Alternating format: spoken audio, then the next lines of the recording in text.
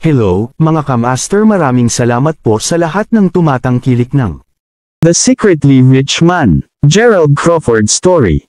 Paki-follow and subscribe mga master para sa mga susunod pang mga kabanata. Isa pala akong rich kid. By 2 years is body. Kabanata 1661. Nakaupo ngayon sa tabi ng ilog, hindi mapigilan ni Nori na magtanong. Kakaiba na wala kaming nakatagpo na iba kahit matagal na kaming naglalakad, tama. Totoong ito. Nagtataka sa akin kung medyo malayo tayo sa iba, ungol ni Gerald na nahahanap din ng buong karanasan na medyo nakakaguluhan bilang tugon. Ang pangalawa ay natapos ang kanyang pangungusap, biglang bumagsak ang isang pagsabog ng tubig mula sa ilog at natagpuan ng duo ang kanilang mga mata na nakatingin ang mata sa berdeng dragon na tumalon lamang mula sa tubig. Ngayon ay lumilipad sa hangin, ang dragon ay tumingin sa Nori at Gerald bago ilabas ang isang malakas na dagendong na tumunog sa buong lugar. Ni alinman sa kanila ay hindi maaaring asahan na ang gayong nilalang ay nakatira sa ilog na iyon. Gayunpaman, hindi ngayon ang oras upang pag-isipan iyon. Pagkatapos ng lahat, biglang nagsimulang sumisid ang berdeng dragon papunta kina Gerald at Nori nang walang babala. Panoorin mo ang iyong sarili. Sigaw ni Gerald habang kapwa siya at Nori ay tumalon sa gilid upang maiwasan ang atake. Habang pinalad silang umiwas sa pag-atake, ang katotohanan ang lugar na kanilang inuupuan ay ganap na gumuho ay nagpatunay kung gaano kalakas ang dragon. Kung nabigo silang iwasan ang pag-atake, tiyak na namatay sila on the spot. Bakit ba may biglang may dragon? Hindi ba dapat na nakikipaglaban lang tayo sa ibang tao? Tanong ng gulat na si Nori.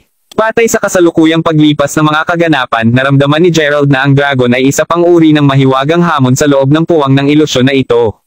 Sa pag-iisip na iyon, pagkatapos ay sumigaw si Gerald, magtago ka muna, Nori. Haharapin ko ang dragon. Kasunod nito, ipinatawag niya ang jade-infused blade at ginawang isang espada. Matapos higpitan ang kanyang paninindigan, nagsimulang mag-charge si Gerald papunta sa dragon. Para sa isang sandali, ang dragon ay halos lumitaw na nasa sabik habang nagsisimulang sumisid patungo kay Gerald din. Slaying Surge of Turmoil. Ungol ni Gerald habang ang kanyang aura blade ay sumiklab pula at lumipad patungo sa dragon na tumusok dito mismo. Umuungal sa sakit, tinangka ng dragon na magpumilit sandali, hanggang sa maging kulay abo ang mga mata nito at bumagsak ang napakalaking katawan nito sa ilog. Sa pagpatay sa dragon ngayon, tinaas ni Gerald ang kilay nang makita niyang lumitaw ang dalawang nagniningning na mga item sa ibabaw ng ilog. Tumungo upang siyasatin ang mga ito, ang mga item ay tumigil sa pag-iilaw sa sandaling malapit na siya. Ang unang item ay isang kagandahan ng jade samantalang ang pangalawa ay lumitaw na isang itlog ng dragon. Tuldok-tuldok. Matapos kunin para sa kanya ang dalawang item, bumalik si Gerald kay Nori. Ngayon na huminahon ang mga bagay, pareho silang nagsimulang siyasatin ang dalawang mga usisilyong item. Ni alinman sa kanila ay hindi inaasahan na gagantimpalaan para sa pagpatay sa dragon na iyon, at nagsilbi lamang upang patunayan kung gaano kabigha-biga ni ang maling puwang na ito. Makalipas ang ilang sandali, isinuksok ni Gerald ang jade charm sa kanyang bulsa at maingat na inilagay ang dragon egg sa kanyang backpack. Pareho sa kanila ay hindi nahulaan kung ano ang maaaring magamit para sa dalawang bagay na iyon, kaya't gumawa si Gerald ng tala sa pag-iisip upang pag-aralan ang mga ito ng maayos nang matapos ang hamon. Ano man ang kaso, sigurado si Gerald na ang parehong mga item ay dapat na maging napakahalaga, alinman sa mga tuntunin ng paggamit o ang katunayan na maaari silang magtago ng mga lihim sa loob ng mga ito. Tuldok-tuldok. Naputol ang pag-iisip ng tren ni Gerald nang bigla niyang marinig si Nori na nagtanong, pag-isipan mo ito, ano ang galaw na ginamit mo kanina? Napakalakas nito. Naalala pa ni Nori kung gaano ang paghanga ng naramdaman niya nang makita niya ang pulang aura blade ni Gerald kanina. Tuldok-tuldok. Well, medyo diretsahan, wala rin akong ideya. Ito lang ang uri ng nangyari. Sagot ni Gerald habang nagkibit balikat. Hindi siya namumula nang sinabi niya iyon. Pagkatapos ng lahat, ang isa na nauna nang naglunsad ng pag-atake ay ang jade-infused blade. Sa pag-iisip na iyon, ipinaliwanag nito kung bakit hindi nasagot ni Gerald ang tanong ni Nori. Kabanata 1662. Anuman, pareho sa kanila ay nakapak at umalis sa tabi ng ilog. Halos 10 minuto ang lumipas nang pareho nilang marinig ang sagupaan ng isang mabangis na labanan. Paglingon kay Gerald, sinabi ni Nori pagkatapos lumilitaw na mayroong matinding away na nangyayari sa harap. Bilisan natin at tingnan. Sumang-ayon si Gerald sa sinabi ni Nori. Pagkatapos ng lahat, kung ang mga mandirigma ay napatay na, pagkatapos ay tiyak na mayroong isang pagkakataon na pareho silang maaaring makakuha ng isang bagay nang walang anumang pagsisikap. Ano pa kung ang mga mandirigma ay nakakakuha ng isang bagay na partikular na mapanganib, si Gerald at Nori ay maaaring palaging hakbang sa sandaling sila ay inilabas. Sa pag-iisip na iyon pareho silang matuli na nagpatuloy bago maingat na itinago ang kanilang sarili sa likod ng isang malaking bato. Nakatingin sa unahan ng maliit na kagubatan sa harap nila, kapwa sila sinalubong ng paningin ng maraming mga itim na nakasuot na lalaki na umaatake sa isang kabataan na may puting damit. Dahil ang mga bahagi ng balikat ng kanyang mga damit ay itim na pula, makatarungang ipalagay na siya ay nasugatan doon. Sa kabila ng kanyang mga pinsala at napakalubhang bilang, ang kabataan ay nagpupuyat pa rin ng pagbabantay. Kahit na alam talaga ni Gerald na ang kabataan ay nakikipaglaban sa isang nalulugi na labanan. Pagkatapos ay muli, bakit napilit ang 4 na taong iyon na ibaba siya? Mayroong isang dahilan para sa kanilang mga aksyon. Ang 4 na lalaking iyon ay malinaw na nananakot sa mahirap na kabataan, Gerald. Pumakbang tayo at bigyan siya ng kamay. Pagmamaktol ni Nori habang nakatingin sa kalagayan ng may sama ng paningin ng mga mata. Siyempre, walang nakita si Gerald na issue tungkol doon. Ito ay isang kabutihan na gampanan ng puting kabalyero kung tutuusin. Samantala, sa kagubatan mismo, ang isa sa mga itim na nakasuot na kalalakihan ay natagpuan na siya ay nanunuya, halika sa Zelig. Itigil ang paglalaro ng napakahirap upang makuha at ibigay sa amin ang iyong banal na bato. Sa ibabaw ng aking patay na katawan. Kinutya ni Zelig bilang tugon, malinaw na mayroon pa ring kaunting laban na naiwan sa kanya. Kung pipilitin mo, galit na lalaki habang sinenyasan ang 3 na sabay na umatake kay Zelig. Ilang segundo bago mahit si Zelig, biglang nilamon ng isang sinag ng gininto ang ilaw si Zelig na ikinagulat ng iba pang 4 na kalalakihan na sapat upang pansamantalang umatras. Kasunod nito, maririnig ang bahagyang kalawang at ang susunod na alam ng lahat, 2 tao na ang nakabantay sa harap ni Zelig. Napaka-kontrabida para sa inyong 4 na kumuha ng isang solong tao. Pangungot siya ni Gerald habang nakatitig sa 4 na taong may kasuklam-suklam na mga mata. Narinig iyon, lahat silang 4 ay nagpalitan ng palitan ng sulyap sa bawat isa. Hindi nila inaasahan na makagambala sa kalagitnaan ng ginagawa nila. Makalipas ang ilang sandali, kung ano ang tila pinuno ng grupo pagkatapos ay sinama ng tingin si Gerald bago binalaan, tingnan mo, kaibigan. Talunin ito at iwanan kami sa aming mga gawain. Kung hindi man, huwag mo akong sisihin sa pagpatay din sa iyo. Ha, gusto kong makita kang subukan. Gantimpala ni Gerald nang biglang nagsimulang kumislap ng pumatay ang kanyang mga mata. Bago pa man makasagot ang sinumang nakaitim na lalaki ay itinapon ni Gerald ang 2 lihim na diskarte sa talismans na kanina pa niya itinago sa loob ng kanyang manggas papunta sa mga lalaki. Tumalabas na masunog ilang pulgada lamang ang layo mula sa mga target ng anting-anting, ang duo na inatake ni Gerald ay natagpuan ang kanilang sarili na nilamon ng apoy bago pa sila makapag-react. At tulad nito, ang 2 itim na nakasuot na mga lalaki ay sinunog hanggang sa mamatay. Panipin tuldok. Ano? Sigaw ng 2 natitirang lalaki pansamantalang hindi maproseso kung ano ang nangyari. Mabilis na pag-snap palabas nito, ang gulat na pinuno ng grupong iyon pagkatapos ay sumigaw, Ikaw ay isang talisman master. Upang isipin na talagang makakabangga nila ang isang talisman master dito ng lahat ng mga lugar. Sa pag-iisip na iyon, agad na tinangka ng 2 lalaki na eyebolt. Matapang muna kahit na pagtatangka makatakas. Napaisip si Gerald sa sarili. Malinaw na hindi sila aalis na buhay. Sa pamamagitan nito, itinapon ni Gerald ang isa pang 2 lihim na diskarte sa talismans. Sa pagkakabanggaan ng mga tumatakas na katawan ng duo, agad na nabihag ng mga baging na lumitaw sa wala kahit saan. Ganap na nakatali, ang duo ay bumagsak sa lupa, lubos na kinilabutan habang pinapanood nila si Gerald na dahan-daang naglalakad papunta sa kanila. Nakatitig sa kanila, pagkatapos ay casual na sinabi ni Gerald sa isang maramdamin na tono, kung gayon, salamat sa pagbibigay sa amin ng iyong mga banal na bato. Sa pamamagitan nito, tinawag ni Gerald ang kanyang espada bago mabilis na natapos ang natitirang 2 lalaki. Walang awa sa kanyang pag-atake dahil alam ni Gerald na hindi malupit sa kanyang mga kaaway ay nangangahulugan na siya ay malupit sa kanyang sarili. Kabanata 1663. Anuman, kinuha ni Gerald ang lahat ng kanilang 4 na banal na bato bago ijula sa kanyang bulsa. 5 na sa kanila si Gerald. Alinmang paraan pagkatapos ay lumingon siya kay Zelig bago tanungin, ayos ka lang ba? Umiling siya pagkatapos ay sumagot si Zelig sa isang walang bayad na tinig, mabuti ako, salamat sa pagligtas mo sa akin. Gayon din, nasaan ang aking ugali? Ang pangalan ko ay Zelig Learn. Nang marinig iyon, natagpuan ni Nori ang kanyang sarili sandali. Teka, ikaw, Zelig Learn. Ang pangalawang batang master ng Leers of Jaletra. Tanong ni Nori. Sa pagtingin sa kanya, si Zelig na malinaw na hindi inaasahan na malaman niya kung sino siya, ay nakita niyang nakataas ang isang bahagyang kilay habang nagtataka siyang sumagot, ako. At ikaw ay, ako si Nori mula sa pamilyang Zon. Hindi ko inisip na mabangga ko ang pangalawang batang master ng pamilya ng Learn dito. Isang karangalan, sabi ni Nori habang ngumiti siya ng banayad. Ang Lears ay isang napakalakas na pamilya sa J-Letra at marami sa mga miyembro nito ay napakalakas na ang ilan ay nakapagpasok pa sa Avatar Realm. Naintindihan ni Zelig kung gaano kalakas din ang kanyang pamilya. Sa pag-iisip na iyon, naisipin na siya ay nahuli sa proseso ng pagkabigo na ipagtanggol ang kanyang sarili laban sa apat na mananakop. Ito ay medyo nakakahiya upang masabi lang. Pait na mapait, Zelig, pagkatapos ay bumaantong hininga bago sumagot, pinapalaki mo ito, young lady Zon. Isa lamang akong walang kabuluhan na naiwan ng ibang mga Learn. Kahit na si Zelig ay ang pangalawang batang master ng kanyang pamilya, ang kanyang pagsasanay ay matapat sa halip mababa sa paghahambing.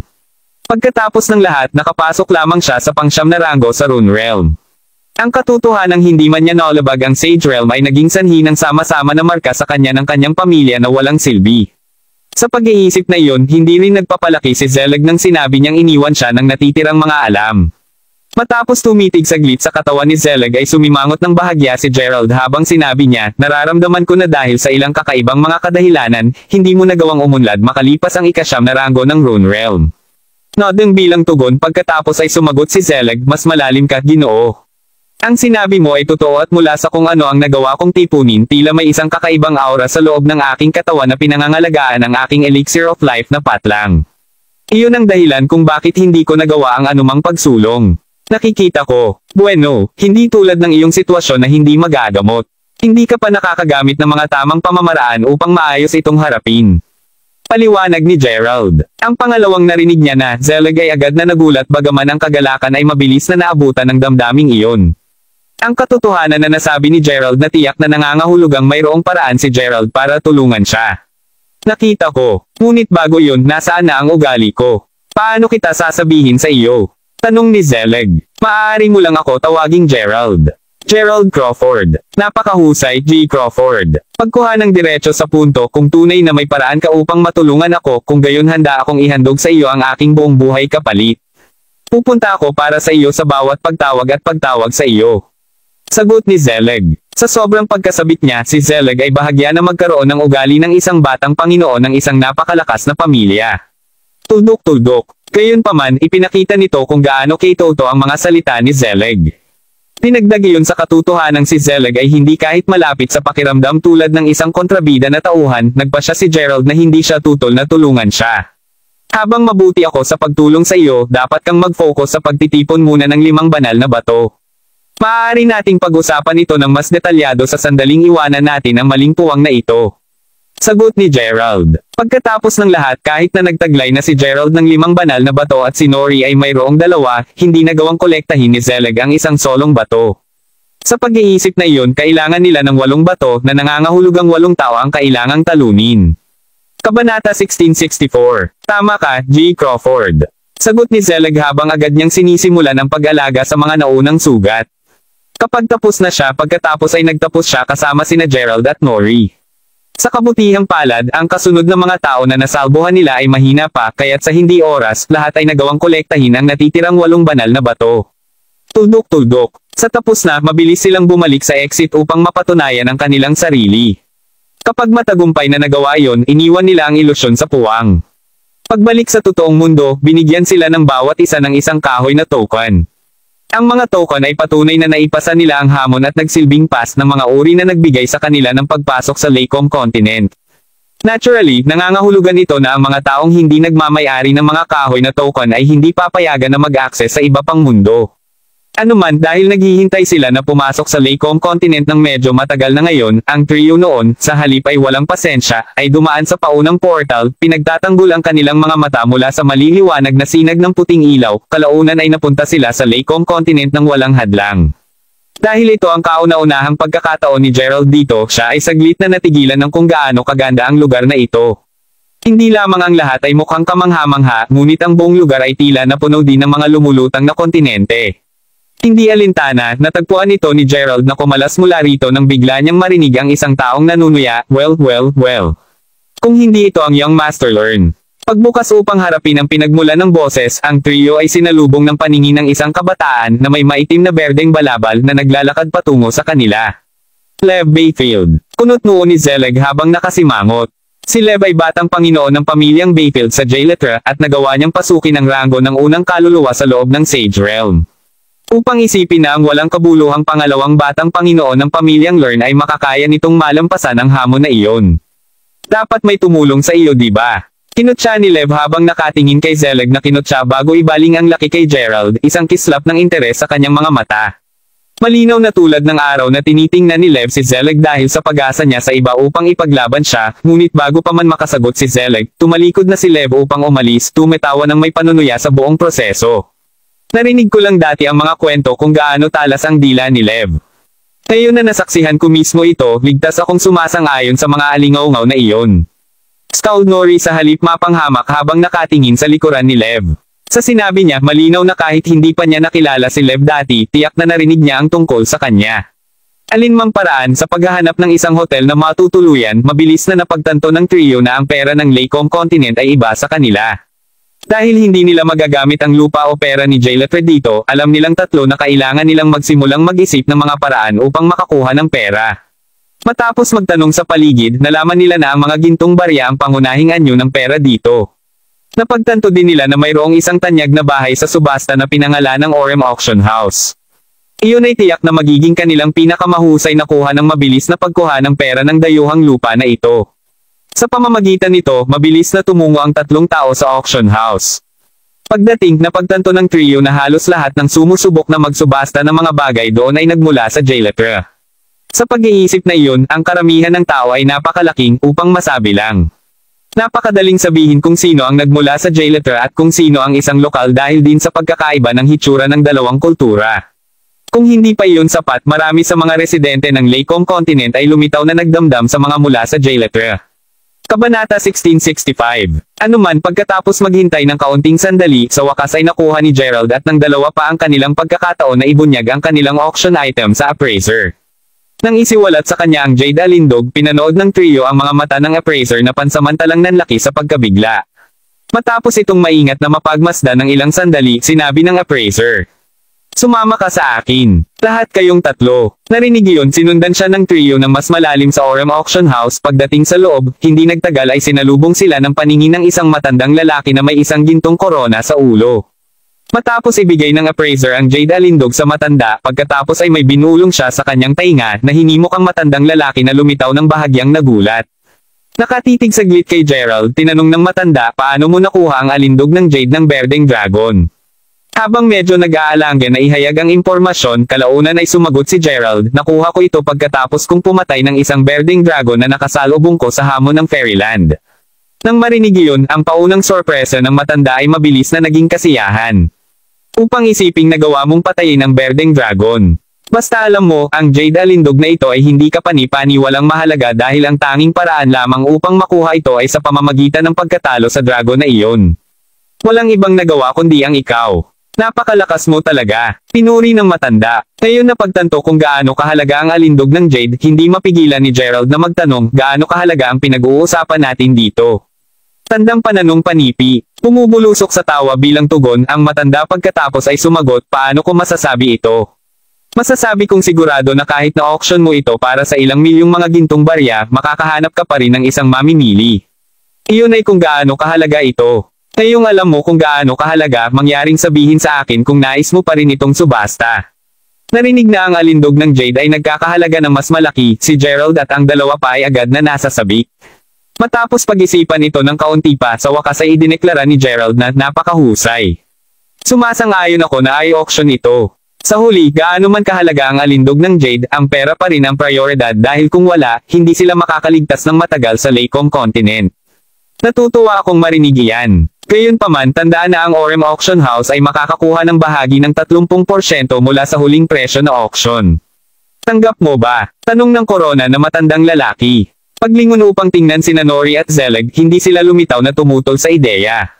With that, pagkatapos ay tumanggo si Gerald bilang pagsang-ayon. Magaling. Mangyaring samahan mo ako sa lugar ng paghihintay. Auction namin ang Jade Alindog ng Berdeng Dragon sa lalong madaling panahon.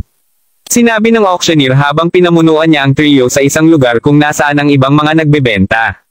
Sa kung paano nakaposisyon ang lugar, ang mga nagbebenta ay binigyan ng isang malinaw na pagtingin sa kanilang mga item na auction. Ano man ang kaso, sa pagdating, si Gerald at ang dalawa pa ay magkatabing nakaupo habang hinihintay nila ang pagsisimula ng auction. Ilang minuto lamang ang lumipas nang makita nila ang korona na matandang lalaking umakyat sa entablado. Ang auction ay sa wakas nagsisimula. Nilinaw ang kanyang lalamunan, idineklara ng matandang lalaki na mga kababaihan at ginoo. Mayroon kaming isang kahanga-hangang hanay ng mga mahahalagang item sa subasta ngayon din. Nang walang karagdagang pag-uusap, narito ang unang item, ang Phoenix fan. Kasunod nito, hinugot ng matanda ang pulang tela mula sa unang item sa auction na inilantad ang isang ginintoang fan. Dahil ang mga balahibo sa fan ay dapat na mga fit hairy ng Phoenix, ang item ay tiyak na isang maganda. Kabanata 1666. Sisimulan natin ang bid sa 100,000 mga gintong barya. Bilang paalala, ang pagtaas ng bawat bid ay kailangang lumampas sa 50,000 mga gintong barya.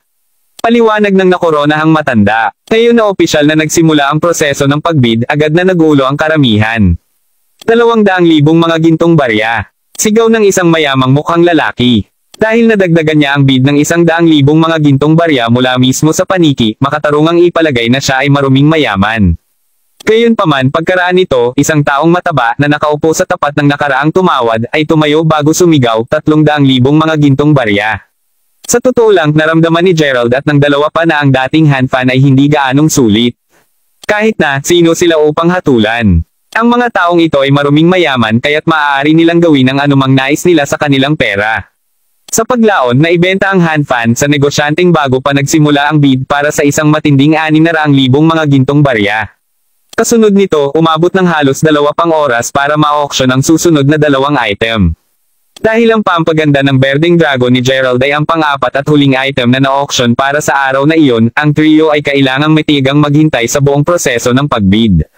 Ngayon na ang aakalawang huling item ay na-auction, lahat silang tatlo ay agad na nagsimulang tumutuon muli sa auction habang tinanggal ng korona ang matandang tela na sumasaklaw sa alindog ng jade ni Gerald. Tuldok-tuldok. Nilinaw ang kanyang lalamunan pagkatapos ay idineklara ng matanda, para sa aming huling item para sa araw na ito, mayroon kaming jade alindog ng Berdeng Dragon. Sigurado akong hindi ko na kailangan pang idalye kung gaano kakaunti ang kayamanan na ito. Sa nasabing iyon, ang bid ay nagsisimula sa 3 milyong mga gintong barya at ang anumang karagdagang pagtaas ay dapat lumampas sa 1 milyong mga gintong barya. Nang walang karagdagang pagtatalo, hayaan ang pagsisimula ng pagbid. Ang pangalawa ay natapos ang kanyang pangungusap, may agad na sumigaw, 5 milyong gintong barya. Isuko muna. Nagbabayad ako ng 6 na milyong mga gintong barya. 7 milyong gintong barya. Ito ay sa akin. Sa kung gaano kabilas ang pagtaas ng mga bidder ng pangwakas na presyo ng alindog ng jade, hindi nagtagal bago lumipas ang halaga ng bid sa 10 milyong mga gintong barya. Kahit noon, ang presyo ay patuloy na tumataas. Sa paglaon, ang pangwakas na bid ay nagkakahalaga ng 20 milyong mga gintong barya. Sa puntong iyon, ang karamihan ng tao ay tumahimik at walang nang-ahas na dagdagan pa ang labis na halaga ng bid. Pagkatapos ng lahat, 20 milyong mga gintong barya ay malayo na sa kabila ng maaaring asahan ng sinuman sa huling presyo. Sa pag-iisip na iyon, ang putong na matandang lalaki ay pagkatapos ay nagmula sa plataporma bago tumingin sa pangwakas na bidder, isang binata na nakasuot ng damit na mukhang hari anon na nakaupo sa pinakaharap na hilera at ipinahayag, si Prince Severin ay nagbid ng 20 milyong gintong barya.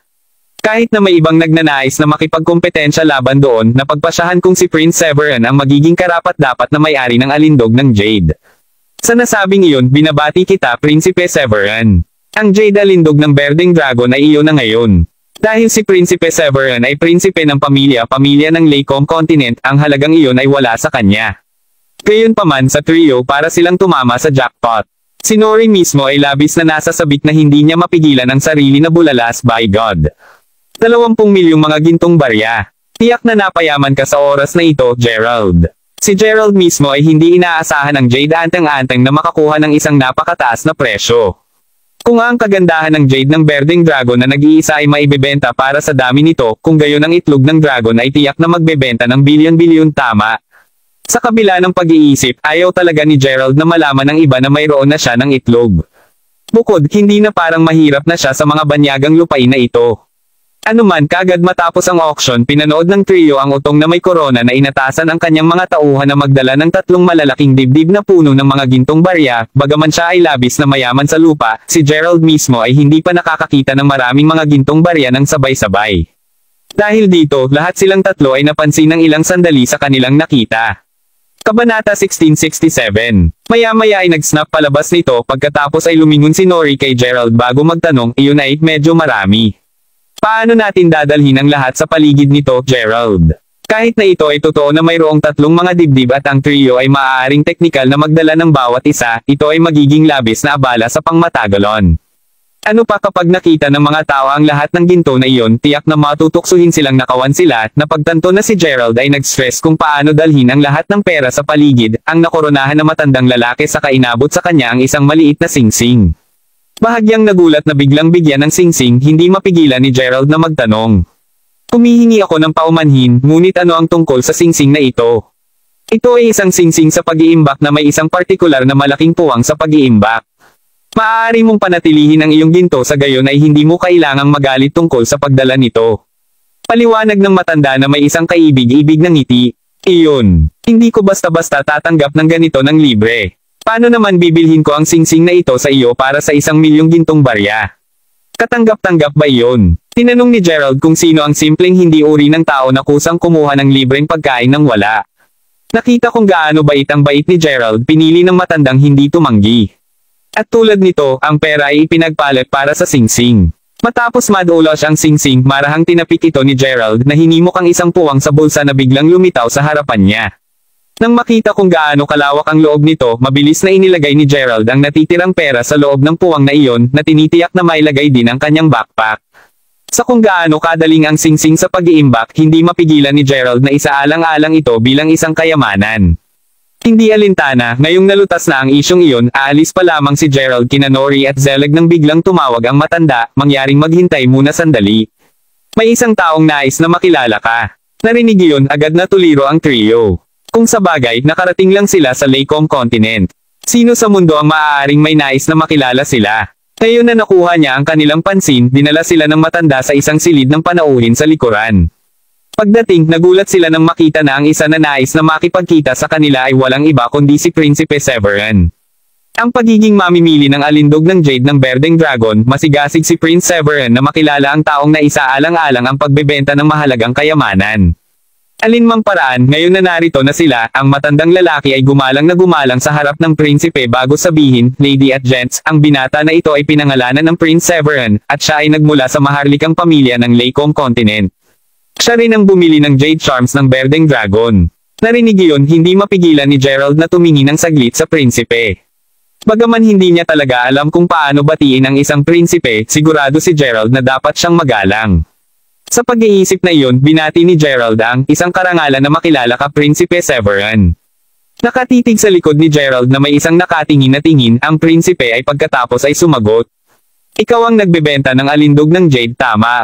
Kabanata 1668. Nodding bilang sagot, pagkatapos ay sumagot si Gerald, tama iyan. Ang mga kasama ko at ako ay nagmula sa Jailetra, kita nyo, at dahil wala kaming pera, nagpa siya akong ibenta ang alindog ng Jade. Panipi-panipi, tuldok-tuldok-tuldok. Ikaw, hindi mo ba alam kung gaano kahalaga ang alindog ng Jade ng Berdeng Dragon? Ungol nang naguguluhan na si Prince Severin. Si Gerald para sa isa, sa totoo lang ay walang bakas. Ang sasabihin sa katotohanan, hindi ba siya nangangailangan ng pera, hindi niya maipagbili ang alindog ng Jade. Kung sa bagay, hindi pa niya ito pinag-aaralan. Kahit na, ang tono ni Prince Severin lamang ay sapat na upang sabihin kay Gerald kung gaano pambihirang isang kayamanan ang talagang kagandahan ng Jade. Ngayon na lalong nag-uusisa, umiling si Gerald bago nagtanong, natatakot akong clueless ako, Prince Severin. Paliwanagan mo ako, napakahusay. Kita mo, ang Jade alindog na ipinagbili mo sa akin ay ang simbolo ng Berdeng Dragon, at ang taong nagmamayari nito ay bibigyan ng mga kapangyarihan ng Berdeng Dragon. Kung sakaling hindi mo alam, sa 4 na banal na mga hayop, ang Berdeng Dragon ang pinakamalakas sa kanila. Paliwanag ni Severin. Nang marinig iyon, agad na nagulat ang trio. Upang isipin na ang Jade Pendant ay kapaki-pakinabang na ito. Ngayong alam na niya kung ano ang kaya ng Jade Pendant, sinimulang pagsisihan ni Gerald ang kanyang pagpipilian sa pagbebenta nito. Kahit na kung ano ang nagawa ay tapos na. Hindi na lamang niya ito maibabalik ngayon na opisyal na itong nabili. Ano pa ang mamimili ng pendant ng Jade ay ang prinsipe ng kontinente na ito. Sa pag-iisip na iyon, ang pagbabalik nito ay magiging mahirap lamang. Naiintindihan na pinakamahusay na kung sumuko na lamang siya sa muling pagkakamit nito, sinabi ni Gerald sa isang bahagyang nagbitiw na tono. Tuldok-tuldok, nakikita ko. Pinahahalagahan ko ang iyong pagsasabi sa akin ng higit patungkol dito, Prince Severin. Ano man ang pendant sa Jade ay iyon na kaya hindi mo na kailangang mag-alala tungkol sa akin na sinusubukan akong bawiin ito. Nakatitig sa mga mata ni Gerald, mauari ng prinsipe na hindi nagsisinungaling sa kanya si Gerald. Sa pamamagitan nito, sumagot siya pagkatapos sinabi nga, may tiwala ako sa iyo. Kasunod nito, nag-uusap ng mas matagal ang dalawang partido bago pumunta sa kanilang magkakahiwalay na paraan. Tuldok-tuldok. Pag-alis nila sa Orem Auction House, patuloy na pinapaalala ni Gerald sa kanyang sarili na walang silbi ang pag-iyak sa nabuhos na gatas. Ang katotohanan na nagmamayari na sila ngayon ng isang kayamanan ay tiyak na nakatulong kay Gerald na kumbansihin ang kanyang sarili na ang kinalabasan na ito ay hindi lahat masama. Pagkatapos ng lahat, ito ay mas mahusay kaysa sa wala sa lahat. Sa pamamagitan ng magaspang na pagtatansya, ang lahat ng pera na iyon ay higit pa sa sapat para sa kanilang tatlo upang mabuhay ng isang buong taon sa Laycombe Continent na walang pag-aalala. Sa pag-iisip na iyon, tinitiyak ng trio na hindi lamang makahanap ng isang mas mahusay na lugar na matutuluyan, ngunit upang ipagdiwang din sa pamamagitan ng pagkakaroon ng masarap na hapunan ng magkasama. Tuldok-tuldok. Mabilis sa oras ng gabi, natapos si Gerald na magbahagi ng isang silid kay Nori habang si Zelig ay natutulog sa ibang silid. Habang si Gerald ay likas na nag-aatubili na magbahagi ng isang silid sa kanya, patuloy na pinipilit ni Nori na manatili siya sa kanya sa dahilan na natatakot siyang mag-isa. Sa kung paano ang mga bagay sa kasalukuyan, malinaw na nanalo si Nori sa huli. Ano man ang kaso, ngayong nasa isang pribadong silid na sila, sa wakas ay kinuha ni Gerald ang pagkakataong mailabas ang itlog ng berdeng dragon mula sa kanyang backpack. Maingat na inilagay ito sa mesa at sinimulan ni Gerald na obserbahan ang itlog, iniisip kung ang isa pang berdeng dragon ay talagang mapipisa mula rito. Paglalakad papunta sa tagiliran ni Gerald, umupo si Nori sa tabi niya. Sa pagtingin sa itlog gamit ang kanyang sariling osisero, nahanap niya ang sarili na nagtatanong. Sa palagay mo may isa pang berdeng dragon ang mapiputok dito? Posible. Kahit na ganoon ang kaso, hindi namin talaga alam kung kailan ito mapipisa pa rin, mahinahon na tugon ni Gerald. Ang pangalawa ay natapos ang kanyang pangungusap, subalit, isang malutong na basag ay maaaring marinig mula sa itlog. Nakatitig ang mata habang ang maliliit na bitek ay nagsimulang tumakbo sa dragon egg, sina Gerald at Nori ay pansamantalang naiwang walang imak nang ang isang berdeng dragon ay tuluyan ng sumilip mula sa loob ng basag na itlog ngayon. Sa mga mata na kasing laki ng hinlalaki ni Gerald, ang sanggol na dragon ay simpleng nakatingin pabalik kina Gerald at Nori hanggang sa tuluyan ng makawala si Nori dito. Sa ganda nito, kaakit-akit kaagad si Nori at natagpuan niya ang kanyang sarili na nagsusumigaw, ito ay isang kaibig-ibig na berdeng-berdeng dragon. Kabanata 1669. Nang malapit na lang niya itong hawakan, gayunpaman, agad na tumugon ang sanggol na dragon na may isang maliit na ugong. Kahit na ang maliit na dragon ay nagdadala pa ng dalawang maliliit nitong pangil, ang mga pagkilos nito ay lalo lamang natunaw ang puso ni Nori. Oh, masama ka ba sa akin kahit na napakabait ko sa iyo, maliit na fella?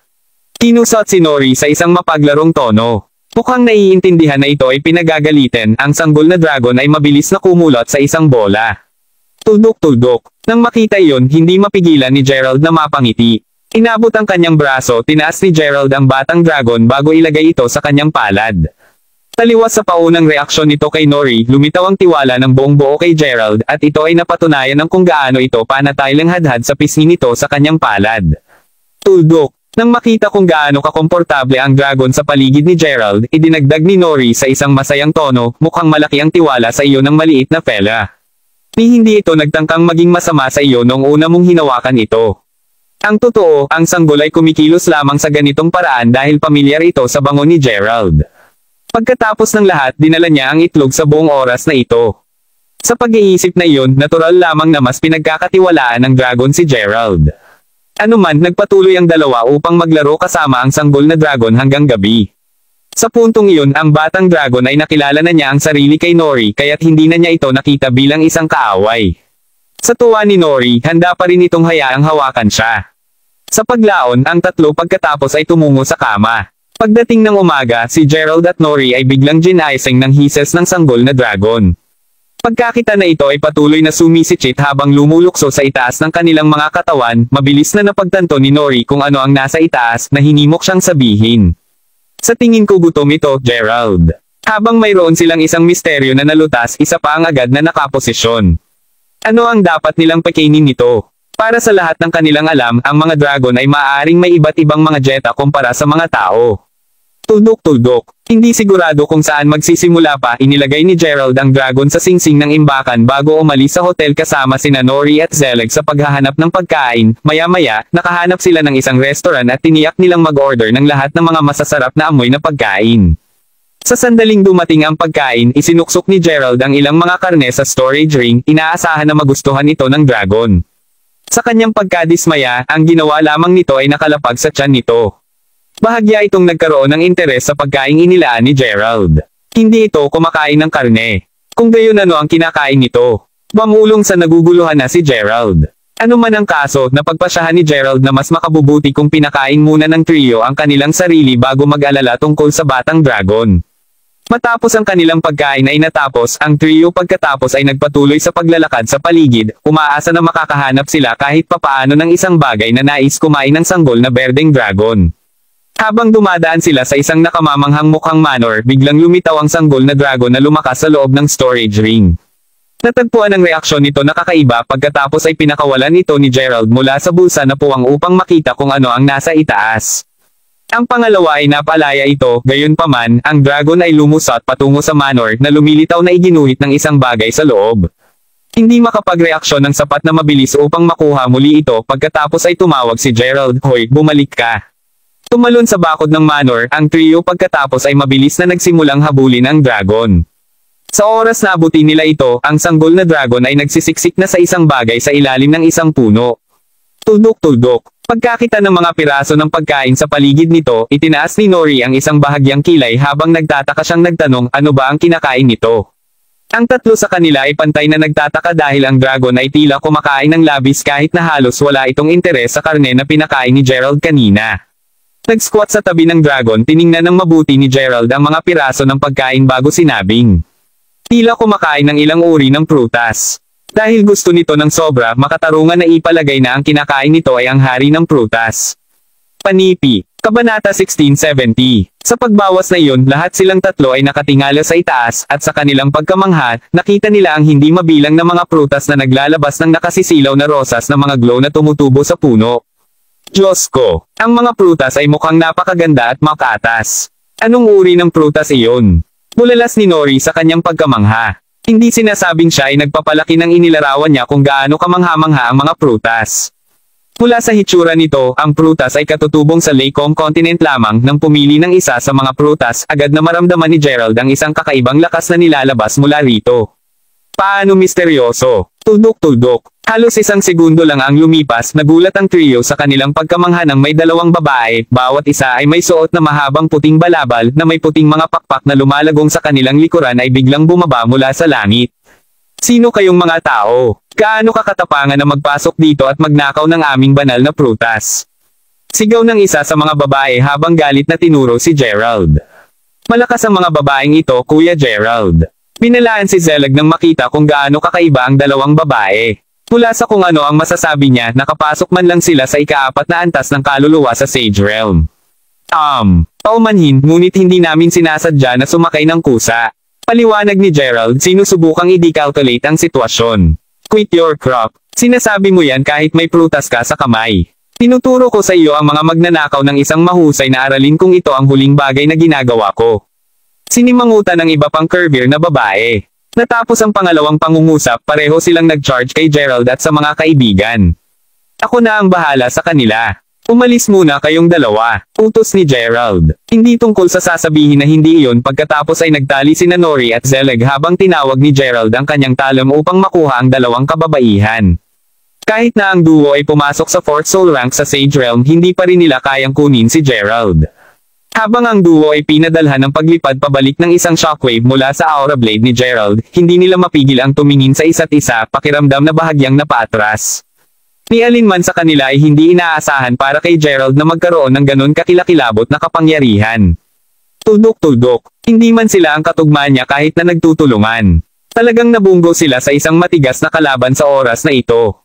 Bago muling mag-clash ang dalawang partido, isang agos ng ilaw ang biglang sumabog sa pagitan mismo nila na hinihimok ang trio na umalis. Sa sandaling nawala ang ilaw na nakakabulag, nakita ni Gerald na ang humakbang ay isang babaeng may korona na nagkakaloob ng isang balabal na may mala-phoenix na mga pattern. Itigil na kayong lahat. Utos ng babaeng nakoronahan sa kalmadong boses. Lord Mage. Sigaw ng kapwa mga kababaihan sa mga paggalang na tono habang mabilis silang umatras ng ilang hakbang bago lumuhod sa harapan niya. Nang makita iyon, hindi naramdaman ni Gerald na kailangan ding magpatuloy sa pakikipaglaban. Ano man ang kaso, sumagot ang nakoronahang babae pagkatapos pareho kayong maaring umalis ngayon. Hawak ko ang natitira. Nang marinig iyon, tumayo ang duo at umalis. Ngayong wala na sila, ang babaeng nakoronahan pagkatapos ay lumingon upang tumingin kay Gerald bago tanungin ang batang berdeng dragon. Iyo ba ito? Narinig iyon, lumingon si Gerald upang tumingin sa dragon na nakatikim na ng isa pang prutas bago tumingin sa nakoronahan na babae at sinabing, ito nga, at upang maging prangka, wala akong ideya kung bakit interesado ito sa prutas na iyon. Panipi. Kabanata 1671. Bueno, para sa isa, ang partikular na prutas na ito ay isang banal na prutas na kilala bilang Apple's Heaven. Paliwanag ng babaeng nakoronahan. Sa pagpapatuloy niya, nalaman ni Gerald na ang mansanas ng langit ay nag-iisa lamang sa 100 taon. Dahil ang prutas ay may kakayahang muling punan ng enerhiya at pag-ayos ng mga sugat, ito ay isang pangunahing sangkap ng parmasyutiko sa kontinente ng Lacom. O sige, ngunit hindi ito nagpapaliwanag kung bakit interesado ang dragon sa mga mansanas ng langit. Para malaman mo, pinakain ko pa ito ng karne ng mas maaga, ngunit halos hindi ito nagpakita ng anumang interes. Sagot ng naguguluhan na si Gerald. Sumagot si Chuckling, sinabi ng korona na babae, dahil ito ang kaso, mas matiyak ako ngayon na ang berdeng dragon ay isa sa banal na mga hayop ng kontinente ng Lacom. Ipinapalagay kong nakita mo ito habang kinukuha ang hamon ng Fairyland. Anuman, alamin lamang na ang dragon ay makakain lamang ng mga mansanas ng langit. Nang makita na nakarehistro si Gerald ng kanyang mga salita, tinanggal ng putong na korona ang kanyang lalamunan bago idagdag sa isang mas seryosong tono, alinmang paraan, dahil pinili ka ng batang berdeng dragon na maging master nito, sigurado akong hindi ka ordinaryong tao. Sa nasabing iyon, inaasahan kong malinang mo itong mabuti. Kung gagawin mo ito, sigurado akong makakatulong ito sa iyo na makakuha ng hindi maiisip na mga pakinabang. Narinig iyon, simpleng tumango si Gerald. Kahit na walang ideya na makakuha ng kapalit, babantayan pa rin niya ang sanggol na dragon. Natutuwa sa pagpapasya ni Gerald, kinaway ng babae ang kanyang kamay, na hinimok na kunin ang daan-daang mga mansanas ni Heaven bago sila mabilis na nagtipon sa harap ni Gerald. Sandaling natulala, tuluyan na ring lumabas dito si Gerald bago magtanong ano ang lahat ng ito. Aba, sabihin na lang natin na naniniwala ako na pinagtagpo tayo upang magkita. Dahil kailangan pa rin ng batang dragon ang mga mansanas ng langit, isaalang-alang ang mga ito upang maging regalo ko sa iyo. Nakangiting sagot ng babaeng nakoronahan. Bago pa makasagot si Gerald, ang babaeng nakoronahan ay tumalon na sa langit at maya-maya pa, hindi na siya makita.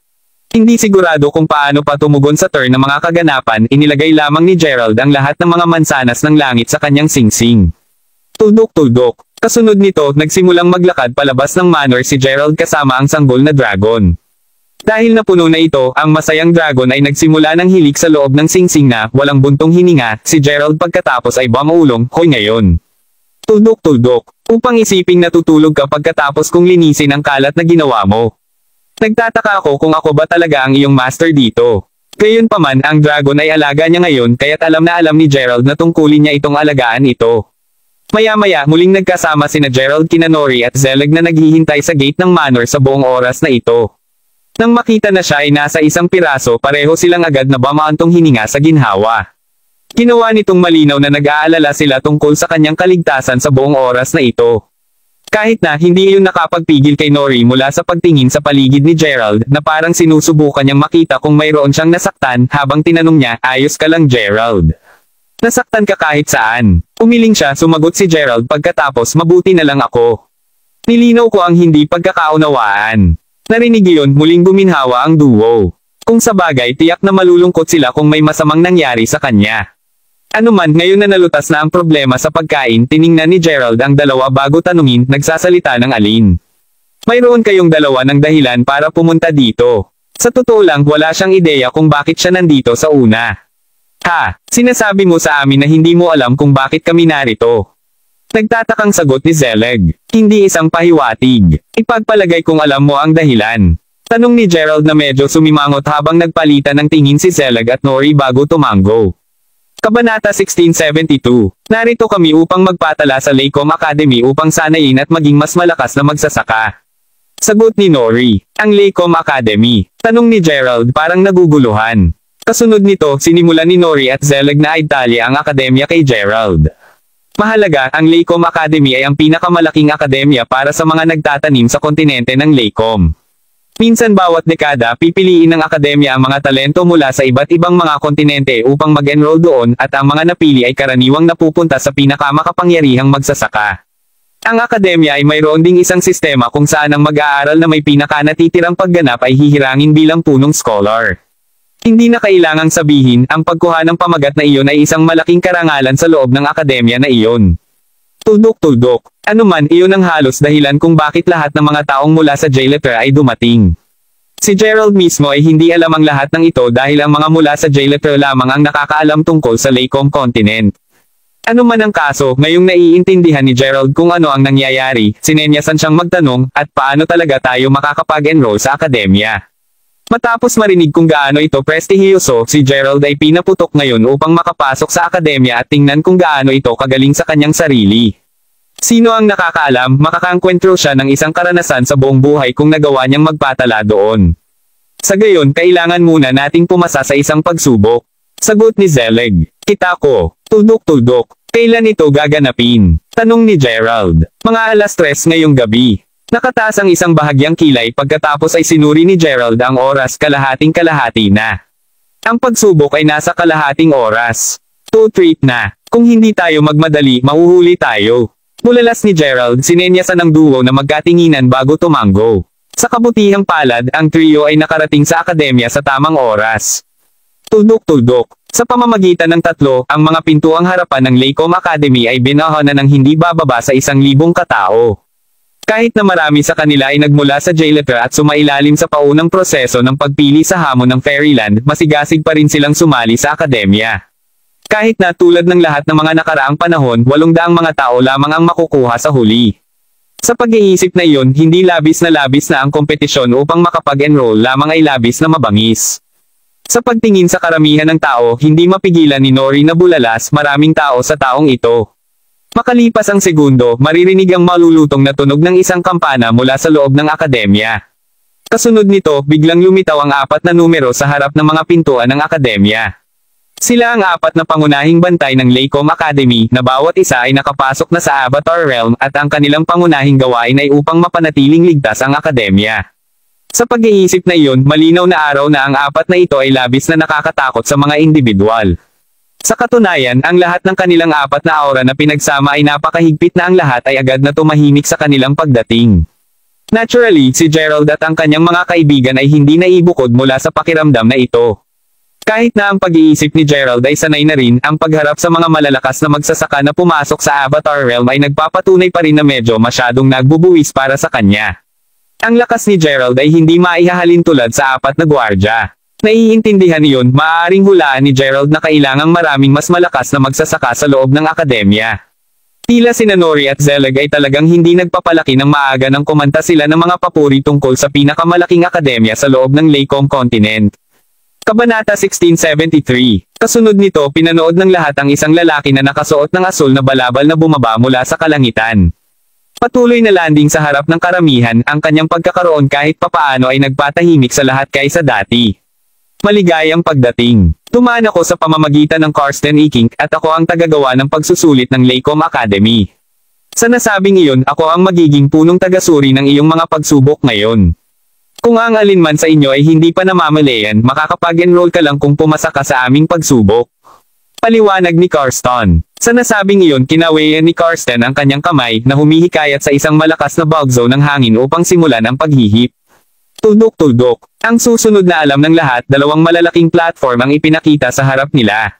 Huwag nating talunin ang paligid ng bush, hindi ba? Ang mga gents ay upang pumila para sa kaliwang platform habang ang mga kababaihan sa kanan. Mahalaga, lahat kayo ay laban sa mga kinatawan ng Laycom Academy, at upang makapasa sa pagsubok, lahat ng mga kandidato ay makatiis ng mga pag-atake mula sa kanila. Para sa mga nakakapagpigil sa tatlong magkakasunod na welga, papayagan kang pumasok sa elite na klase. Kung namamahala ka upang kumuha ng dalawa, bibigyan ka ng pag-access sa panggitna klase. Sa wakas, ang mga makatiis lamang ng isang solong hit ay papayagan na pumasok sa klase ng nagsisimula. Kung hindi mo man lang nakuha ang unang hit, huwag mo ring pangaripang makalusot sa mga pintuan. Dagdag ni Karsten. Nalaman ni Gerald na ang proseso ng pagpili ay medyo simple at mahusay. Kung magiging matapat siya, ngayon ay naramdaman niya na ang pagpasa sa pagsubok ay magiging isang simoy. Tiwala, Kuya Gerald. Tanong ni Zelig. Siyempre. Kumusta ka naman, Kuya Zelig? Nakangiting sagot ni Gerald. Parehas dito. Aling klase ang iyong tina-target? Ang piling tao siyempre. Idineklara ni Gerald. Dahil naglalaan na siya ng oras at pagsisikap na magpatala, natural lamang para kay Gerald na nais na maging nasa pinakamahusay na klase.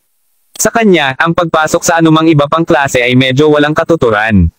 Nang marinig iyon, simpleng tumango si Zelig. Sa kung gaano kakatiwala ang tunog ni Gerald, totoong nais ni Zelig na maniwala na may sapat na kakayahan si Gerald upang makamit ang kanyang hangarin. Tuldok-tuldok. Makalipas ang ilang sandali, pareho silang narinig na sinabi ni Nori, "Bueno, pupunta muna ako sa kabilang platform. Magre-regroup din tayo mamaya." Naaalala na ang mga kalahok ay pinaghiwalay at sinubukan ng kasarian, pagkatapos ay ngumiti si Gerald habang sumasagot, "Sige. Sige na." Sa kanilang panandali ang mga paulam sinabi, ang tatlo ay nagsimulang pumila ng naaayon. Kung ikukumpara sa panig ni Nori, ang linya ni Gerald ay sobrang haba.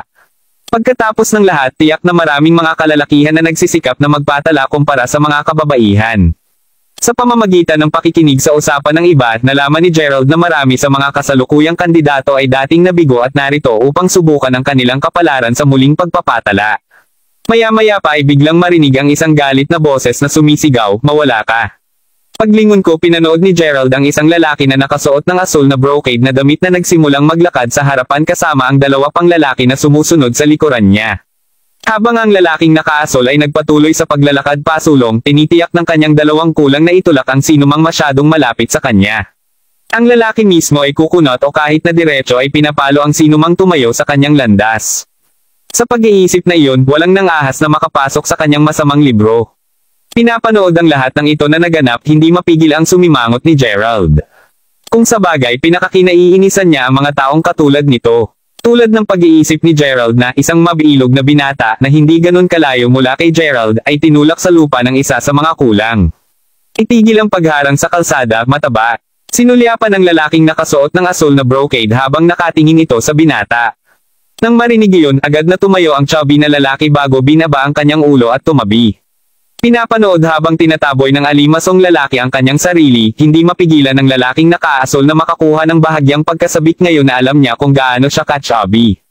Hindi mapigil ang lalaking nakaasol pagkatapos ay nanunuya, "Alam mo ano? Para sa pagharang sa aking daan sa una, nagtuturo ako sa iyo ng isang aralin kung ito ang huling bagay na ginagawa ko. Men, bugbugin mo siya." Kaagad. Sigaw ng kapwa mga tauhan niya habang hinahanda nilang suntukin ang inosenteng chubby na lalaki. Gayunpaman, bago pa man nila mapunta ang kanilang mga hit, isang figure ang biglang lumitaw bago ang matambok na kabataan. Kabanata 1674. Hindi man makapag-react sa oras, nanood ang dalawang lalaki habang naglulunsad ang figure ng dalawang magkasunod na sipa na mabilis na kidlat. Ang susunod na kanilang nalalaman, lumilipad na sila sa hangin. Nang makita iyon, agad na nagulat ang lalaking nakaasol. Hindi ito napag-isipan na ang isang tao ay talagang maglakas loob na bugbugin ang kanyang mga tauhan. 3 laban sa 1. Ang kahihiyan. Kinutya ni Gerald na halatang siya ang kumilos. "Ikaw, sino ka? At paano ka manggahas na makisali dito? Dapat mayroon kang isang hiling sa kamatayan o kung anuman." Ganti ng lalaking nakaasol habang nakatingin kay Gerald.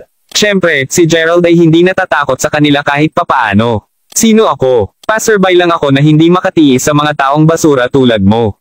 Sagot ni Gerald sa casual na tono. "Ikaw, tingnan mo bata, kung hindi mo pa alam, ang pangalan ko ay Jan Zanetti. Ang pinakamatandang batang master ng pamilyang Zanetti mula sa Jelen State ng Jailetra. Ngayon lumuhod sa harap ko at humihingi ng paumanhin. Kung hindi mo gagawin, mabuti. Sabihin na natin na malapit ka na para sa isang mundo ng pagdurusa." Ungol niyan. Tulad ng pakialam ko kung sino ka. Parehas kami sa paningin ko. Sa nasabing iyon, sino ka upang asarin ang iba? Kinutya ni Gerald habang nakatingin kay Jan ng may kasuklam-suklam na mga mata. "Kaya't labis na hinahangad mo ang kamatayan, ha? Tandang padamdam. Mabuti naman. Ikaw lang ang may kasalanan sa sobrang pagkagalit sa akin. Angal niyan habang agad na naglunsad ng kamao kay Gerald. Mula sa hitsura ng kanyang paninindigan, si Yan ay marahil ay isang nagtatanim na may mahusay na pag-unawa sa martial arts. Sa kasamaang palad para sa kanya, ang kanyang lakas ay wala kahit saan malapit sa napakalawak na kapangyarihan ni Gerald. Sa pag-iisip na iyon, ang kailangan lamang ay isang solong sipa mula kay Gerald upang ilunsad si Yan sa kalangitan. Sa sobrang bilis ng paggalaw ni Gerald, niyan ay hindi man makapag-react sa oras, pabayaan na lang mapunta ang kanyang hit. Sumisigaw sa sakit nang mahulog siya sa lupa, maliwanag na medyo masakit ang pagkahulog. Ano man ang kaso, ang lahat ng nakapanood ng lahat na naglaro ay hindi mapigilan na gawain si Gerald. To think na ganito siya kabilas at lakas. Ikaw ang naglakas loob na umatake sa akin. Hindi kita pinakakawalan kung ito ang huli kong ginagawa. Angal niyan, sinusubukang kumilos ng matigas. Narinig iyon, itutuloy na sana ni Gerald ang pambubugbog kay Yan nang maramdaman niyang may humawak sa braso niya. Paglingon sa likod, nakita ni Gerald na ang tao ay isang gwapong binata. Tuldok-tuldok. Nakangiting nakatingin kay Gerald, ang binata pagkatapos ay sinabi, ang galing mo talaga manlalaban, kapatid. Sa nasabing iyon, huwag tayong mag-abala tungkol sa isang tulad niya. At ikaw ay? Tanong ni Gerald na medyo nakataas ang kilay. Nasaan ang ugali ko? Ang pangalan ko ay Cyril Gabrillo, at ako ay mula sa Arlox Prefecture ng Jailetra. Ang pangalawang narinig ng lahat, muli silang nawala sa kanilang isipan. Ang Arbro Prefecture. Tandang padamdam. Grabe. Alam ko diba? To think na siya ang panganay na batang master ng pamilyang Gabrillo.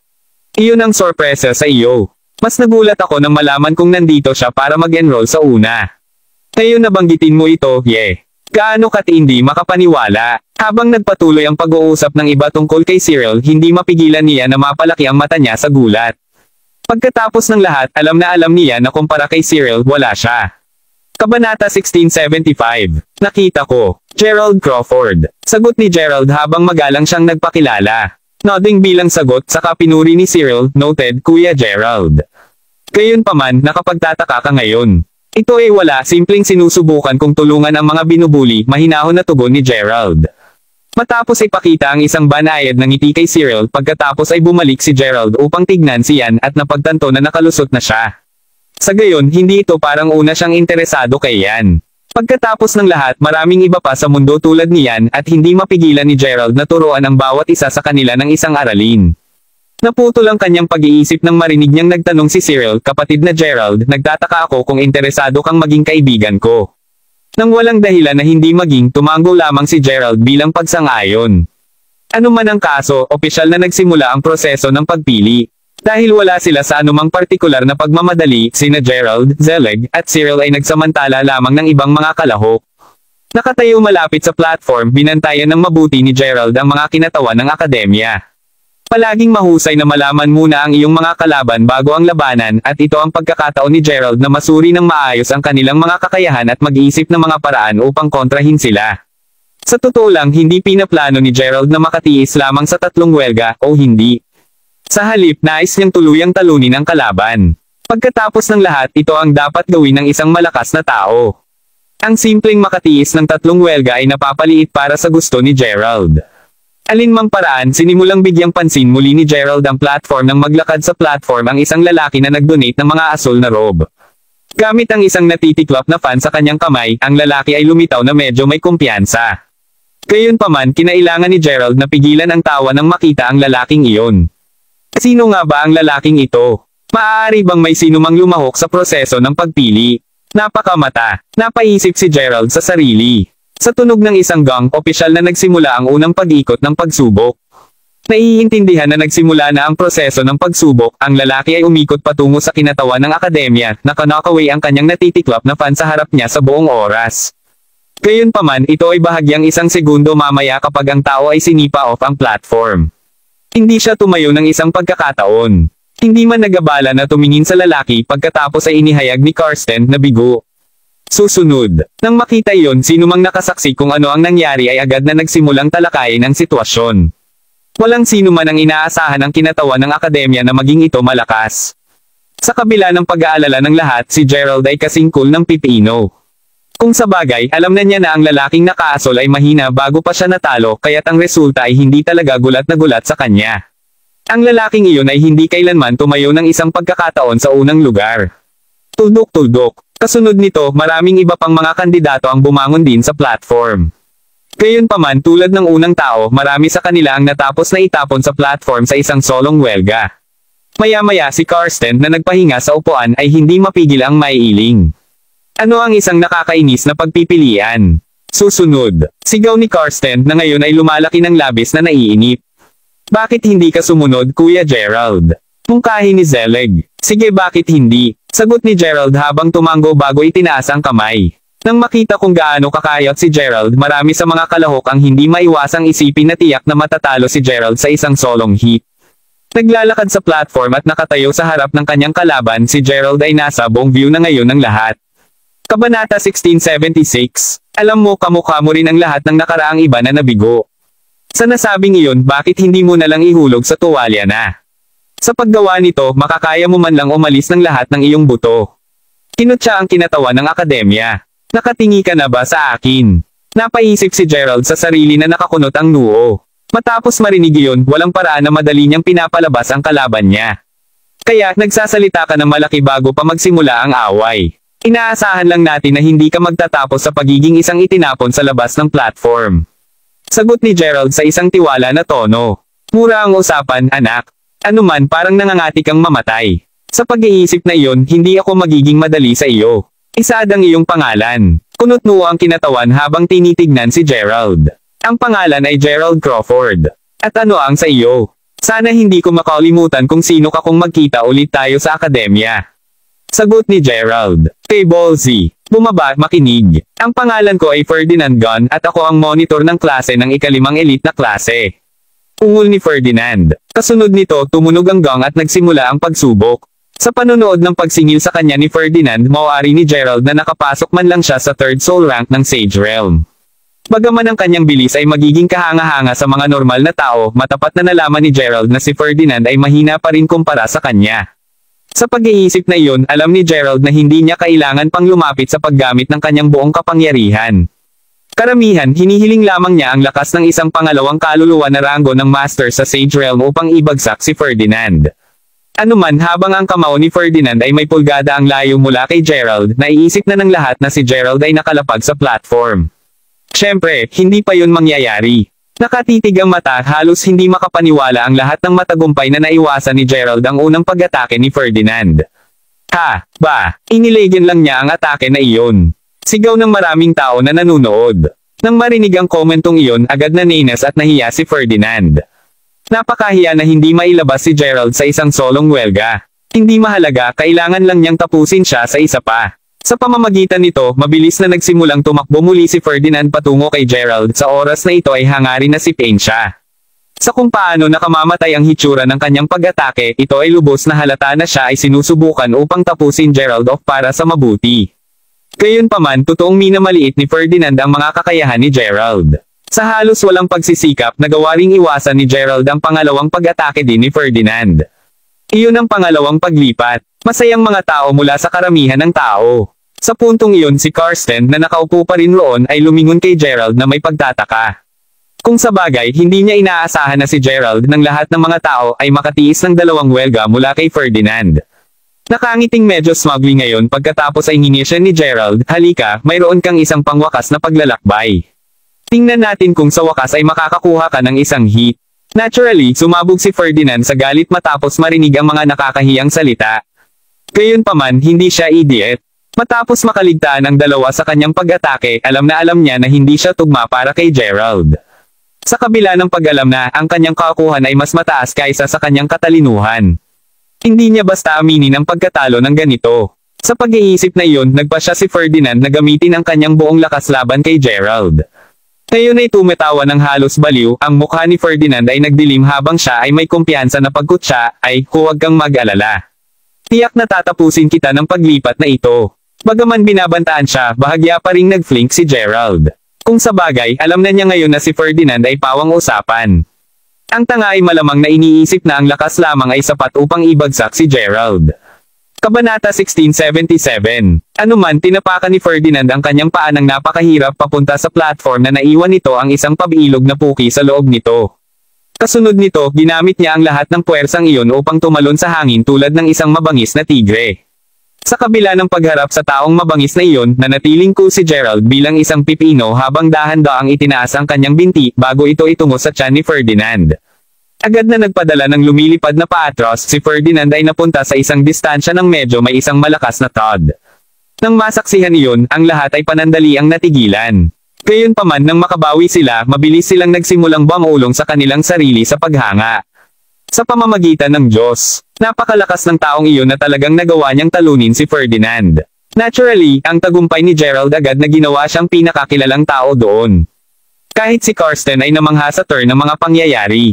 Upang isipin na talagang makakakuha si Gerald ng isang tao na napasok ng napakadaling pumasok sa pangalawang kaluluwa rango ng Sage Realm. Tumayo siya si Karsten pagkatapos ay lumakad kay Gerald bago sabihin, binabati kita sa pagpasa sa pagsubok. Dahil sa iyong perpektong pagganap, bibigyan ka ng pag-access sa elite na klase ng Laycom Academy. Narinig iyon sa katumango si Gerald habang sumasagot, salamat Master A-King. Sa pamamagitan nito, ang kabataan ay bumaba sa platform habang lahat ay nakatingin sa kanya ng masama. Kahit na maraming naiinggit sa kanya para sa lahat ng pansin na nakukuha niya, alam nila sa isang katotohanang hindi nila malalapit sa pagiging malakas ni Gerald.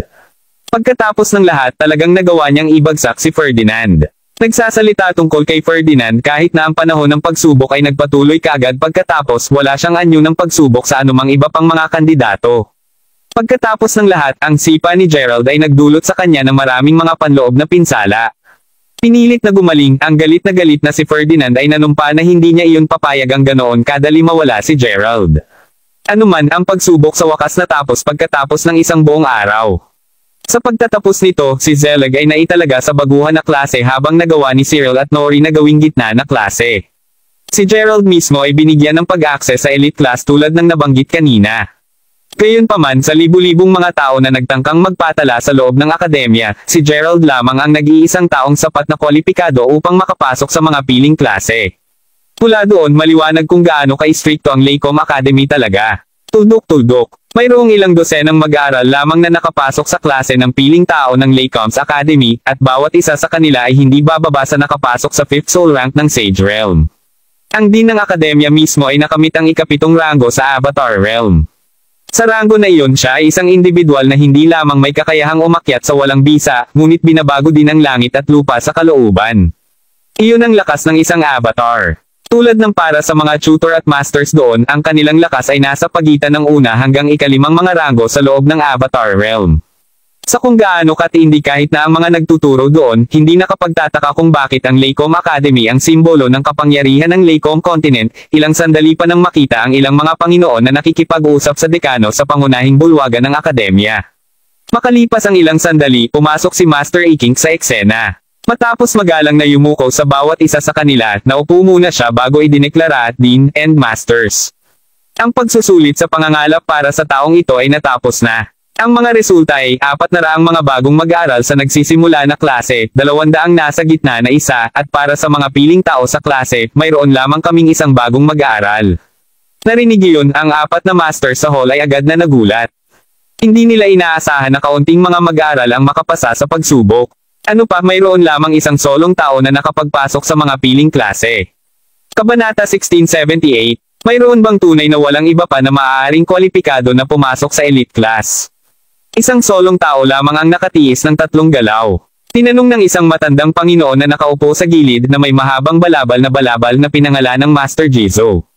Sa lakas ng isang tao na pumasok sa ikatlong rango ng Avatar Realm, si Master Jizo ay isa sa mga masters na nagtuturo sa mga piling klase sa akademya.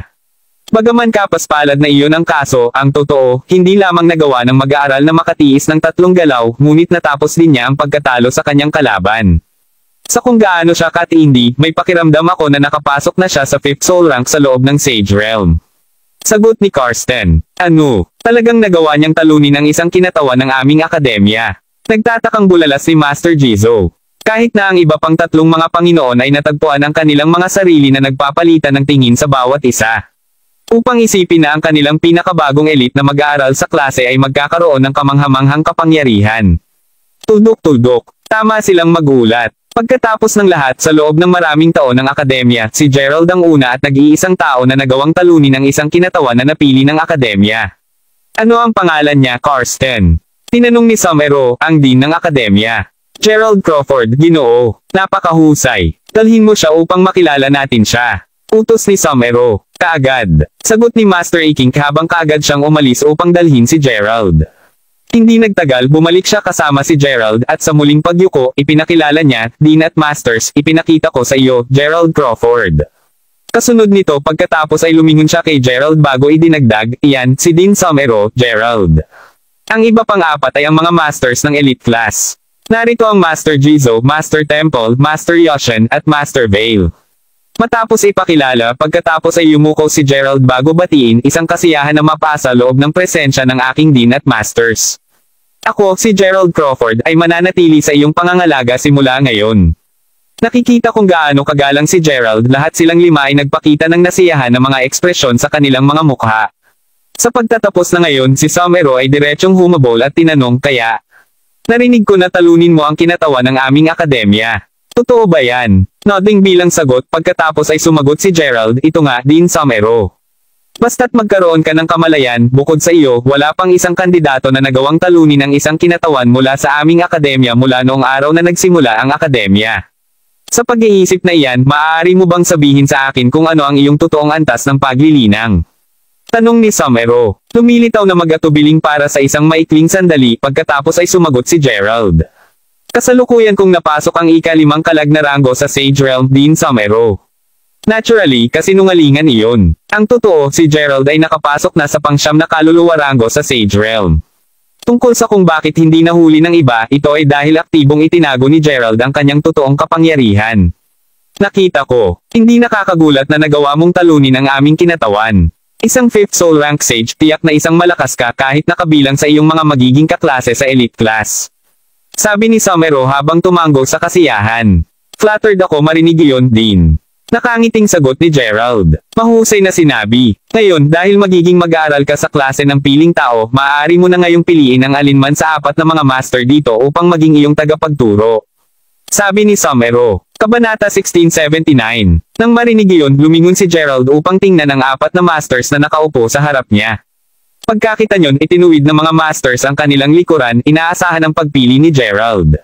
Gayunpaman, kahit na makalipas ang ilang sandali, hindi mukhang pinili si Gerald. Sa kanilang 5 sa mga ito ay lalong naguguluhan, kalaunan ay tinanong ni Somero, hindi ka ba makapili, Gerald? Pinipilit ang isang bahagyang awkward ng ngiti, pagkatapos ay sumagot si Gerald. Tuldok-tuldok. Dean Somero, pinapayagan lamang akong pumili sa 4 na masters na ito. Ikaw, nakatingala ka ba sa amin, anak? Sigaw ni Master Jizo habang nakatingin kay Gerald, malinaw na naiirita sa tanong ni Gerald. Pagpapanatili ng kanyang cold Gerald pagkatapos ay ipinaliwanag, natatakot ako na hindi mo maintindihan ako, Master Jizo. Hindi ako maglakas loob na tingnan ang alinman sa inyong 4 na Panginoon. Tinatanong ko lang kung mayroong isang mas mahusay na pagpipilian para sa akin.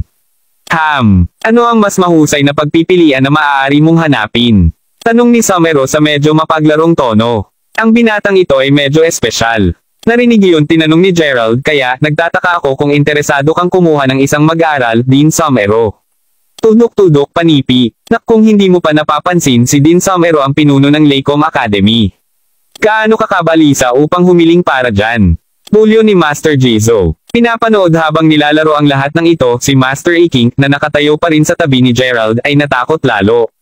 Upang isipin na magiging matapang si Gerald upang masabi ang mga nasabing bagay. Si Somero ay ang dean ng Laycom Academy. Ang pinakamataas na ranggo na individual ng prestihiyosong lugar na ito. Walang paraan na tatanggap siya ng isang mag-aaral na ganoon lang. Nakakagulat na si Somero ay tila hindi nagalit na hiling ni Gerald. Sa kabaligtaran, talagang nagpapakita siya ng nasiyahan ng ngiti. Habang ikaw ay tiyak na isang brazen, ikaw ang unang gumawa ng gayong direktang kahilingan sa harap ko. Hindi masama. Sagot ni Somero na may chuckle. Napagtanto na si Somero ay talagang subtly papuri kay Gerald, ang 4 na masters ay natagpuan sa ilang sandali.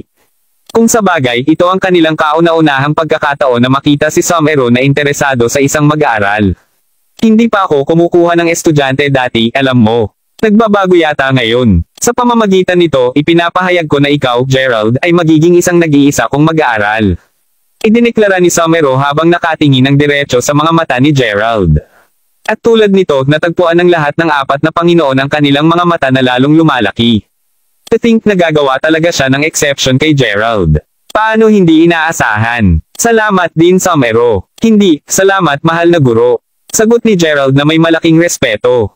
Dahil napagpasyahan niyang magpatala sa Laycom Academy, determinado si Gerald na maging nangungunang mag-aaral.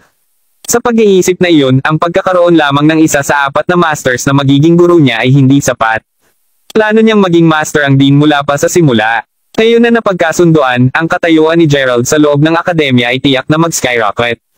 Kabanata 1680. Kasunod nito, isang gintong sahig na gawa sa kahoy ang lumipad mula sa bulsa ni Somero at yumandar bago ang mukha ni Gerald. Na doon ay isang kahoy na token na exclusive para sa iyo. Nagsisilbi itong isang simbolo ng iyong pagkakakilanlan sa loob ng Laycom Academy. Gayon din, dahil ikaw lang ang nag-aaral ko, magkakaroon ka ng akses sa lahat ng mapagkukunan ng pag-aaral ng akademya.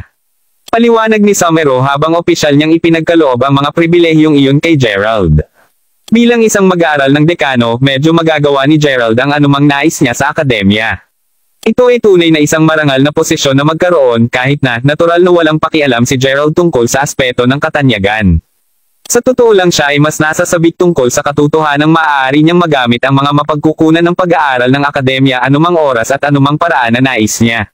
Sa pribilehiyong iyon, tiyak na makakapangasiwa ni Gerald ang higit na mga kasanayan at mga lihim na diskarte, kaya't pinapayagan siyang mapabuti ang kanyang sarili ng mas mabilis. Sa nasabing iyon, nag-order si Somero Karsten. Linisin ang pavilion sa silangan ng korte. Mula ngayon pasulong, iyon ang magiging pribadong tirahan ni Gerald. Kagad din. Aakayin ko agad si Gerald doon.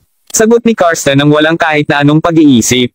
Matapos ilabas ni Karsten si Gerald palabas ng pangunahing bulwagan, ang apat na masters ay lumingon upang tumingin kay Somero, malinaw na hindi nasisiyahan sa kanyang desisyon. Bakit mo pinili na tanggapin si Gerald bilang iyong mag-aaral din? Tanong ni Master Jizo sa isang tuliro. Para sa konteksto, hindi kailanman nagkaroon ng anuman sa mga dean ng akademya na tinanggap ang mga personal na mag-aaral. Sa pag-iisip na iyon, ang katotohanang gumawa ng isang pagbubukod si Dean para kay Gerald ay tiyak na nakakagulat. Sumagot si Chuckling Somero pagkatapos ay sumagot, hindi ba masabi ng iba pa sa inyo? Wala siya sa 5th soul rank ng Sage Realm talaga. Aktibo niyang pinipigilan ang kanyang totoong kapangyarihan. Nang marinig iyon, lahat ng apat na mga masters ay agad na nagtaka ng pagkausisa. Panipi tuldok.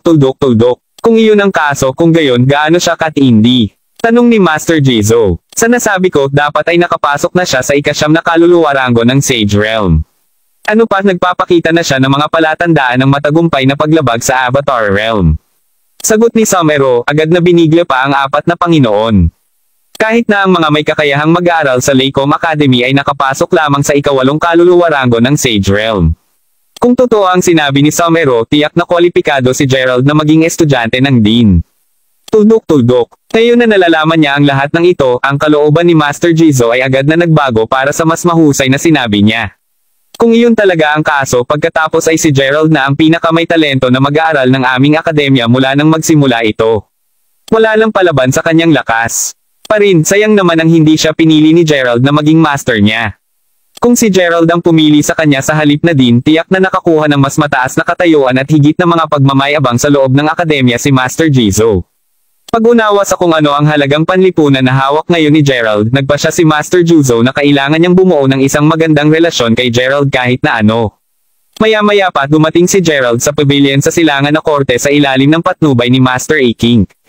Habang ang pavilion ay dating ginamit bilang isang silid ng pagtabi upang mapanatili ang mga sari-sari na mga item, iniutos ni Somero na linisin ito upang gawing personal na tirahan ni Gerald. Pagkatapos ng lahat bilang isang mag-aaral ng dekano, walang paraan na pinapayagan niyang manatili si Gerald sa iba pang mga mag-aaral mula sa mas mababang klase. Iyon ay simpleng napakasama upang isipin pa. Nakikita kung gaano kakapal ang alikabok sa loob ng pavilion, hindi mapigilan ni Gerald na sabihin, ipagpalagay kong ang pavilion ay naiwan na bakante ng medyo matagal, Master A-King. Tuldok panipi. Nodding bilang tugon, sumagot si Master A-King pagkatapos sa katunayan. Gayon din, hindi mo na kailangang mag-refer sa akin bilang master. Dahil ikaw ngayon ay estudyante ng Dean, hindi ka na mababa ang katayuan. Narinig iyon saka tumawa si Gerald bago pa mapagpakumbabang sinabi, nagpapalaki ka ng mga bagay, Master A-King. Habang totoo na ngayon ay estudyante na ako ng dekano, mahalagang estudyante pa rin ako dito. Sa pag-iisip na iyon kailangan pa rin kitang respetuhin isang guro ng akademya. Panipi. Maraming salamat mga Kamaster sa walang sawang pagsusubaybay, isang like, share, and subscribe naman dyan mga Kamaster. Abangan ang susunod pang mga kabanata.